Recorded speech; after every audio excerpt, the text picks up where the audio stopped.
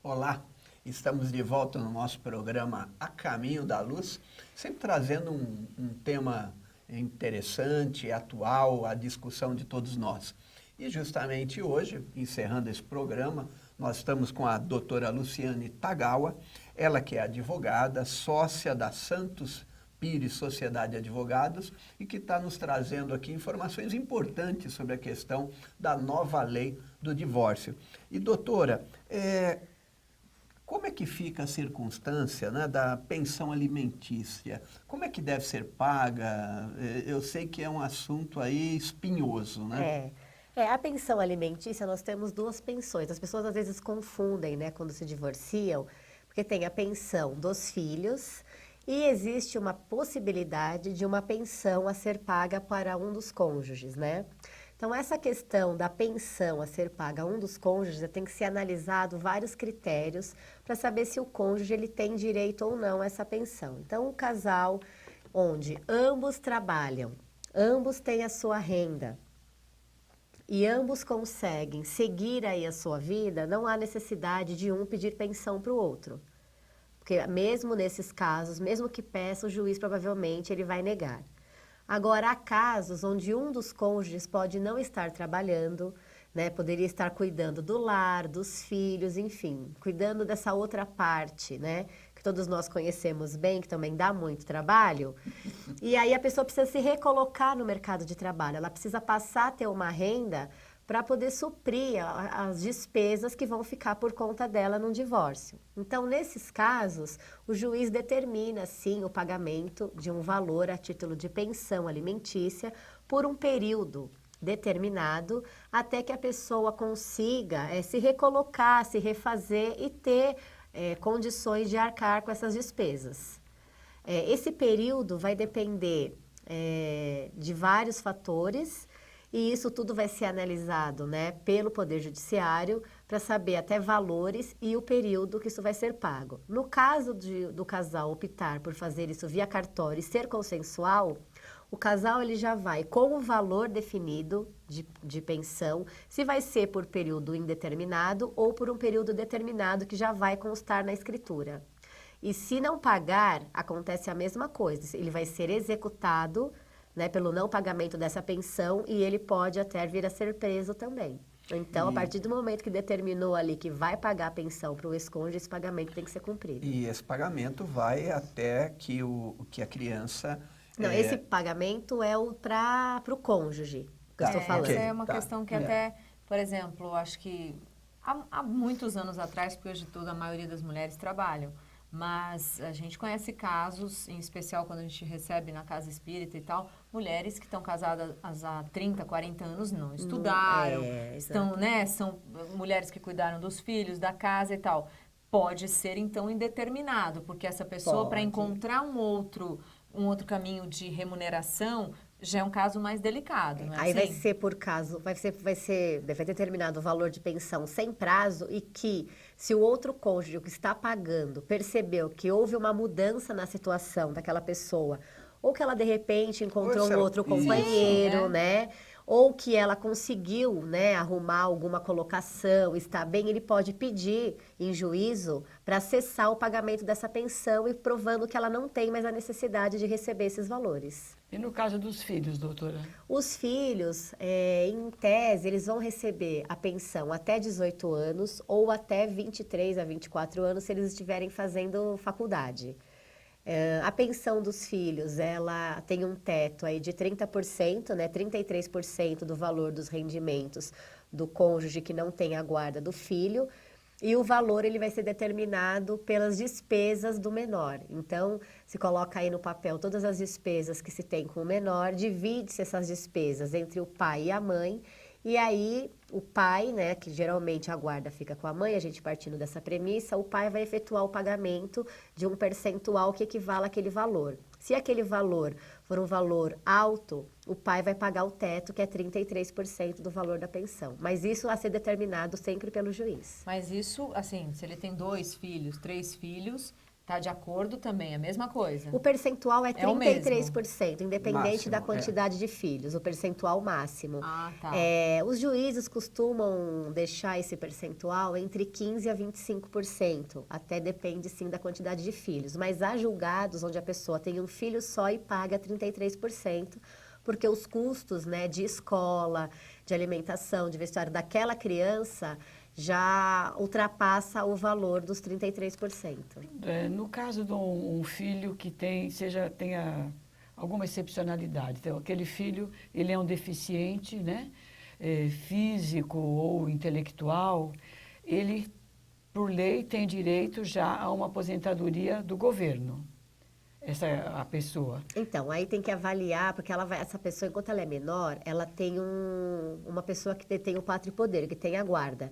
Para se determinar se ele tem direito ou não, tem que se ver a renda dessa pessoa que detém a guarda dela, porque isso é pelo INSS. Então, se avalia a renda da casa para saber se a pessoa vai ter ou não. Ela vai ter que passar, no caso de ser avaliado que ela não tem direito, ela tem que entrar com um processo onde vai ser feita uma perícia médica para avaliar se ela vai ter ou não direito. Vamos supor Enquanto for que menor, né? essa criança ela tem direito a essa aposentadoria pelo INSS.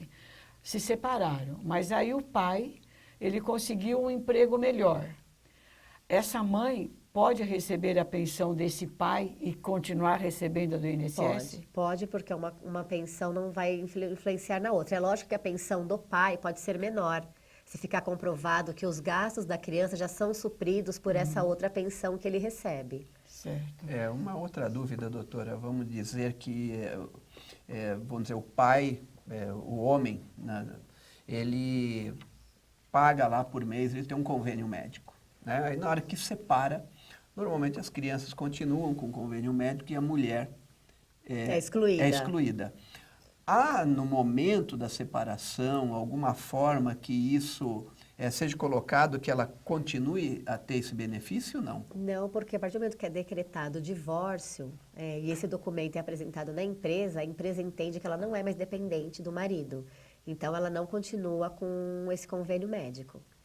Só se, de repente, conversar na empresa, explicar nesse caso que ela não trabalha, não tem condições, que vai continuar a pagar a pensão para ela e por um período determinado, aí há empresas, né, que vão mantê-la por esse período determinado. Mas, em tese, a partir do momento que você leva na empresa a certidão de divórcio, eles já vão excluí-la. Ok. E no caso das pessoas que não se casaram ali no cartório, eles apenas moram juntos, quais os direitos que essa pessoa terá no caso de uma separação? Então, essa pessoa, ela vai ter que provar, né? Geralmente as pessoas vivem em união estável, né? Mas assim, moram juntos, com filhos ou sem filhos, os dois contribuem, né, para a mantença daquela residência e vivem lá uma vida juntos, que só não tem o documento assinado. Então, essas pessoas, elas também vão ter os mesmos direitos. Como não foi escolhido um regime, vai se entender que o regime é o da comunhão parcial de bens. Então, ou seja, tudo que os dois adquiriram juntos, com o esforço de ambos, vai ser partilhado em 50% para cada um.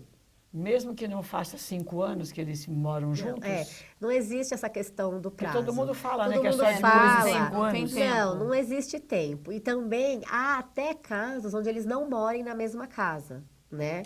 Mas isso tem que ser muito bem provado. Às vezes eles não moram na mesma casa por questões de trabalho, mas toda a sociedade sabe que eles são um casal, né? Então tudo isso vai depender de prova. Aí a pessoa tem que entrar com uma ação de reconhecimento e dissolução de união estável, onde nesse processo vai ser reconhecida ou não essa união e vai ser feita a dissolução dessa união com uma data de início e término e os bens que foram adquiridos dentro desse tempo, desse lapso temporal, vai ser dividido entre os dois. Mas, por exemplo, o casal se separou, aí o homem se juntou lá com uma outra mulher. Aí, de repente, ele comprou um imóvel. Ele não havia se divorciado da primeira esposa, está com a segunda esposa, mas ele comprou um imóvel. Ambas terão direito ao imóvel? Se ele comprou um imóvel, casado ainda com a primeira, num regime de comunhão parcial de bens, a primeira vai ter direito a esse bem que E ele a adquiriu. segunda não? Não, em tese não. Aí vai ter que entrar com um processo judicial para provar que ele já vai separado de fato e que vamos supor que essa segunda tenha contribuído na compra desse imóvel. O ideal é que ele compre metade no nome dele e metade já no nome dela. É muito interessante Bem, isso, né? Porque não é a criatura que quer se separar, então vamos Tem que Legalizar, fazer né? corretamente. Separar. Bem, gente, nosso tempo passa rapidinho. Esse é um tema que há muita discussão e a discussão não, a discussão é mais no intermeio, né, doutora? A gente sabe que é um processo de desgaste psicológico muito grande até chegar. Pelo lado legal, é simples, direto, como você viu. É determinado o direito de cada um, tá tudo bem, mas a gente sabe que não é assim. Doutora Luciane, muito obrigado pela sua participação. Foi um prazer estar aqui com vocês e se precisarem, quem tiver alguma dúvida e quiser mandar depois, né, por e-mail, a gente pode estar respondendo. É isso aí. E foi um prazer passar esses minutos aqui com você, em que todos nós aprendemos, lembrando, né, que divulgue a nossa TV Mundo Maior, divulgue o nosso site tvmundomaior.com.br. E nós precisamos também da sua ajuda, sendo um associado do nosso Clube Amigos da Boa Nova. Nós precisamos espalhar o bem, nós precisamos compartilhar o bem. Ligue no 0800 12 18 38. E como a doutora disse, se você tiver alguma dúvida, né, o nosso e-mail é acaminhodaluz@tvmundomaior.com.br. Então, nós encerramos mais um programa em que estamos aí à disposição para que você traga novos temas para nós, diga o que você está achando do programa e que estaremos sempre aqui à sua disposição. Eu, Carlinhos, Soraya, Marlene, sempre uma convidada, a doutora Luciane Tagawa, que esteve conosco hoje. Então, nós desejamos a você que você não precise usar os préstimos de um advogado, que o seu casamento dure muito e que o amor seja sempre a verdade real do nosso espírito. Tudo de bom para você.